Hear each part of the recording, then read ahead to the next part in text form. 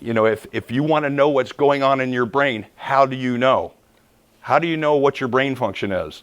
And that's the question everybody wants to answer, is how fit is your brain? If you want to understand your physical fitness, any ideas? Go run around the track, go lift weights.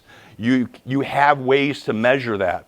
But for brain fitness, it's really elusive. Nobody knows or did know how to really track brain fitness and how to look at it. And so that's what we did. We wanted to track brain fitness. And we did that, and basically by developing methods to literally measure that fitness marker. Same way that, a lot of it, same way that we do it in physical fitness. Now, so what I mentioned was we're going to look at building blocks.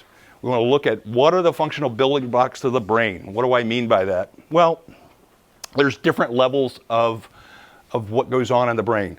Cognitive processing is sort of the highest order. That's when you're like, oh, okay, you think about things and you solve problems. Executive functions, that's when you actually tell your body to go do things. Language and learning and cross-cortical interaction. But language is a whole nother higher level thing. It's more than just that functional building block.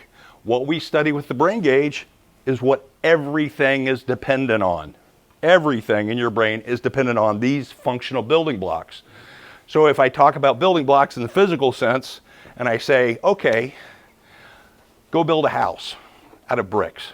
But if those bricks are crumbling and falling apart, that house is going to fall apart, no matter how hard you try.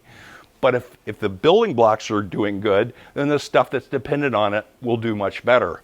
So what we look at are things like processing speed, focus, lateral inhibition, plasticity, timing. And these are all functional things that you can measure at the very most basic level.